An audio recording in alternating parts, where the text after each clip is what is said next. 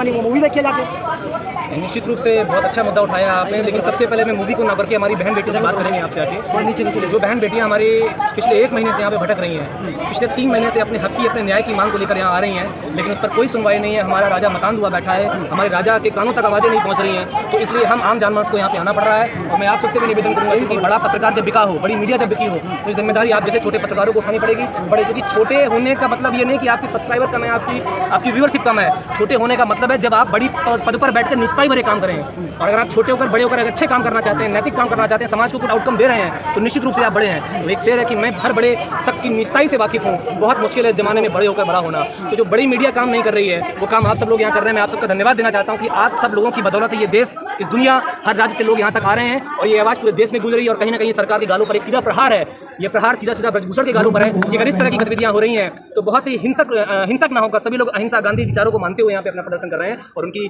चीज़ों को माना जाए। और अब आप बात कर रहे थे केरल स्टोरी की, मैं उस मूवी पर कोई कटाक्ष नहीं करना चाहूँगा, क्योंकि आप जानते हैं धार्मिक भावनाएं हों या क्षेत्रीय भावनाएं हों या जातिगत चीज़ें हों, आपको पता होना चाहिए 2024 का इलेक्शन आने वाला है, और इलेक्शन से पहले ये तोता उड़ेगा, और ये तोता उड़ चुका है, जिसके लिए हम सबको इस चीज़ के लिए सक्रिय रहना पड़ेगा। ये हम सबकी जिम्मेदारी बनेगी कि कहीं से भी धर्म को आगे न लाकर उन मुद्दों पर बात करें जिन मुद्दों पर सरकार का चयन हुआ था। जो सच्चा हिंदू होंगे ना, वो पहले मूवी देखेंगे।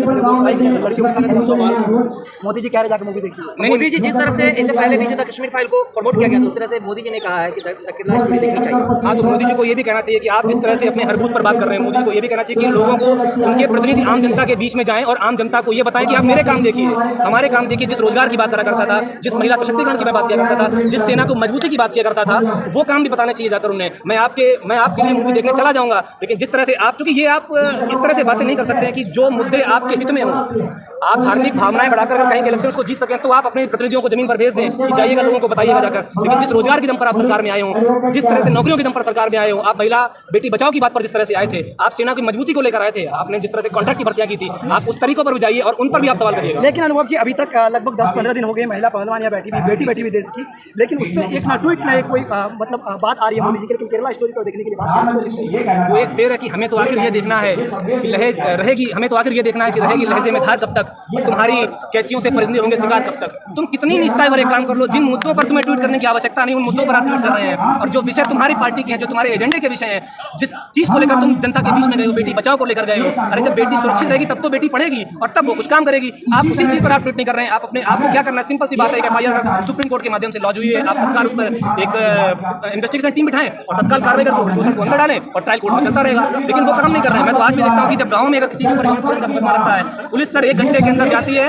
वो व्यक्ति कैसा हो मुझे नहीं पता, वो रेप हुआ हो या हुआ तुरंत एक्शन लेती है, क्योंकि वो मठाधीश बने बैठे हैं, वो आपकी पार्टी के पुराने सांसद बने बैठे हैं, वो आप एक्शन नहीं कर रहे हैं। तो ये मठाधीशी इस तरह से नहीं चलने वाली है। आप बेटी बचाओ की बात करते थे, हाथ से कान उठाकर आप देख लीजिएगा, आप कानपुर की बेटियों की बात कर लीजिएगा। मैं तो समझता नहीं कि आप बेटी बचाओ की बात करते हैं। अभी आपको कोर्ट पे बात है, कोर्ट ने कहा है कि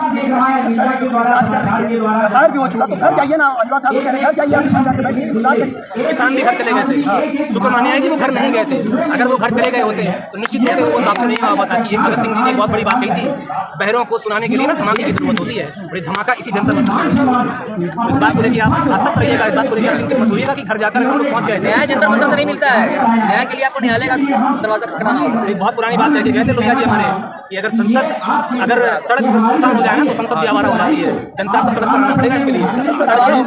संसद आवारा हो गई, संसद बेलगाम भी हो चुकी है। आप इस चीज को समझने की कोशिश करिएगा। आप तो किसानों को अपने हक की बात के लिए, जवानों को अपने हक की बात के लिए, बेटियों को अपने हक की बात के लिए महीनों सैकड़ों हाथ लग जाते हैं। अगर बनाने का क्या मतलब है? अभी फैसला तो आने पहले हम लोग मतलब आप सोच के देखिए, मैं तो आपसे बहुत सामान्य सा प्रश्न कर रहा हूँ। आप पत्रकार है, अगर ब्लैक डे मनाने की आवश्यकता क्यों नहीं होनी चाहिए, मुझे वो बताइए। ये ब्लैक डे नहीं, क्या जो पीड़ित है वो बेचारा यहाँ बैठा अपने वो यहाँ पे बैठा है, उसको सुविधाएं मिल पा रही हैं। और जो निकम्मे लोग हैं, जो मठाधीश हैं, जिन्होंने शोषण किया, वो कोठियों में बैठे, एसी में बैठे, फॉर्च्यूनर से घूम रहे हैं, बड़ी बड़ी गाड़ियों से घूम रहे हैं, बड़े बड़े पकवान खा रहे हैं। सांसद है वो, सांसद है।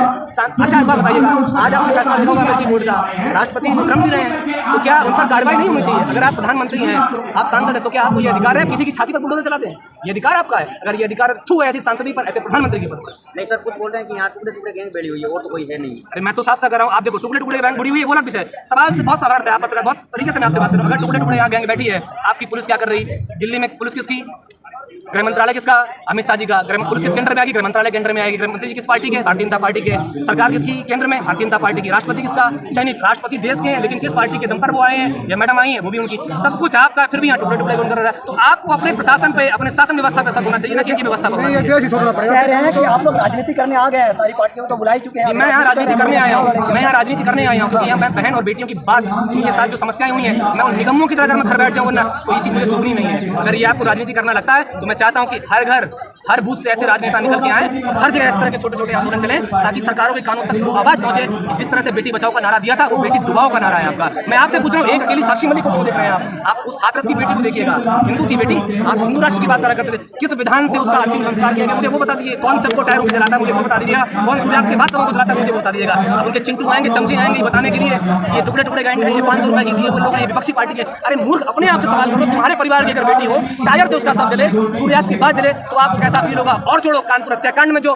बेटियों ने और मां ने जो आग लगाई, उस पर क्या कहना होगा? आपने प्रशासन को निरंकुश छोड़ा हुआ है, और निरंकुश हो अगर अरबी घोड़ा या शासन व्यवस्था, तो उस पर कोड़े लगाने का काम सरकार के लोगों का बनता है, और यहाँ पर बैठी जनता का बनेगा कि उसको उठाए और उसी रास्ते से खींचते हुए उसी गलियारे में ला पड़ के जहाँ पर आप विपक्ष में बैठते थे। अनुभव जी, आपको जो है किस विपक्षी दलों से आप मिले हुए हैं कि मोदी जी की अक्सर जो कमियां नजर आ रही है आपको? आपने देखा होगा 2019 के चुनाव से पहले भी वो जो पाकिस्तान के घर में घुस करके उनको जो पुलवामा अटैक करके आए थे, वो एक बहुत पुरानी बात है। मेन बात है, अन्यथा मत देना कि एक तवायफ, एक बिका हुआ पत्रकार, ये दोनों ही लोग के लिए खतरा है। लेकिन सबसे मजे की बात है, इसमें इज्जत तवायफ की ज्यादा है, क्योंकि मेन स्ट्रीम मीडिया जो बिका हुआ बैठा है, जो वो सरकार की कमियां न गिना पाए, तो ये जिम्मेदारी हम जनता को उठानी पड़ेगी। चौथे स्तंभ का काम सरकार के पक्ष में बोलना नहीं, उसके विपक्ष में बोलना है। उसकी नीतियों को जहां कमियां रहेगी, उसकी जिम्मेदारी। आप अच्छा बनाने के लिए मैं आपकी तारीफ करूंगा या मैं आपकी कमियां बनाऊंगा? गुरु किस लिए किया जाता है? पत्रकारिता किस लिए है? जो जनता के हित के मुद्दे हैं और जो सरकार के कानों तक नहीं पहुंच पाते हैं, उसके लिए पत्रकारिता बनी है। ना कि पत्रकारिता इसलिए बनी होती है कि 5 किलो चावल लेके पूरे आप ब्रांडिंग करके पोजीशन सेट करते हैं, उस चीज के लिए मजबूर है कहने के लिए, लाल आंखों से चीन डर जा रहा है ना बात, इसलिए। अरे वो बेवकूफी वाली बात है सर। चीन में कभी आपकी आंखों से डरा था? उसने सैकड़ों बार इस देश में सीमाओं पर घुसपैठ किया, आपने उस पर कोई एक्शन नहीं लिया। ठीक है, वो एक अलग विषय है। इस विषय पर हम बात करते हैं, जो बहन बेटियों की बात करेंगे, हम आपकी नीति पर बात करेंगे। क्योंकि चीन आपसे कभी समझा ही नहीं है। लोग इसको जातिवादी रंग देना चाह रहे हैं, बोल रहे हैं यहाँ पे जाट जाट है, इसके बारे में क्या कहना है? जातिवादी रंग लोगों की दे रहे हैं, कल को हमारे पास बहुत ज्यादा है। जब जातिवादी, मैंने बोला जातिवादी रंग, धार्मिक आंकड़े, क्षेत्रीय भावनाएं, ये कब भड़काई जाती हैं? जब आप असल मुद्दों से ध्यान भटकाना चाहते हो। तो ये जाट, गैर जाट, ये हरियाणा बनाम यूपी, बिहार, ये इस तरह की चीजें चलते रहते हैं। आप मुद्दे पे बात करिएगा ना। जो विषय है कि जो हमारी बहन बेटियों के साथ जो पीड़न हुआ है, आप उस पर बात करिएगा। आप उस पर बात नहीं कर रहे हैं, तो आप इन्हें उड़ा दे रहे हैं, और उसका कोई मतलब नहीं है। क्योंकि मुझे एक बात पता है कि दर्द की हद से गुजारे सभी जाएंगे, जल्द हो या देर से मारे सभी जाएंगे। चाहे कितनी ही बुलंदी पर चला जाए कोई, आसमान से उतारे सभी भी जाएंगे। तुम्हारी भी सरकार जाएगी, तुम भी विपक्ष में बैठोगे, तुम्हें भी जनता खींचते हुए लाके वापस पटकेगी। तुम्हें अपने आप समझ में आएगी सच क्या और गलत क्या है। 45 साल और रहेंगे, पाकिस्तान में क्या हो रहा है? पाकिस्तान में क्या हो रहा है? 45 साल रहेंगे या 50 साल रहेंगे, वो अलग विषय है। मेरी शुभकामनाएं हैं आप 450 साल रहें, आपके बेटे जैसा अमृत पी के आए और वो बीसीसीआई के चेयरमैन बने रहे, उसके सेक्रेटरी सचिव बने रहे। मेरी शुभकामनाएं हैं आपको। लेकिन असल मुद्दों पर तो बात करिएगा ना। आप महिला सशक्तिकरण बात करें, आप महिलाओं को सुरक्षा नहीं दे पा रहे हैं, आप युवाओं को रोजगार नहीं दे पा रहे हैं, आप महंगाई को कम नहीं कर पा रहे हैं, आप सेना को मजबूत नहीं कर पा रहे हैं। आप इन मुद्दों पर बात नहीं कर रहे हैं, उस पर काम नहीं कर रहे हैं। मैं तो अच्छा, मेरी को व्यक्तिगत लड़ाई है क्या? एक राजा का जो काम है वो राजा करे, मेरी शुभकामनाएं, मैं वोट जाके दूंगा। लेकिन जब राजा अपना काम नहीं कर रहा, राजा निरंकुश हो गया, राजा को सुनाई नहीं देता, राजा अंधा है, बहरा है, तो निश्चित रूप से धमाका करना पड़ता है। निश्चित रूप से लोगों को सड़कों पर आना पड़ेगा। अगर हम सड़कों पर नहीं आएंगे तो हमारा हो जाओगे सारे के सारे। चलिए, बहुत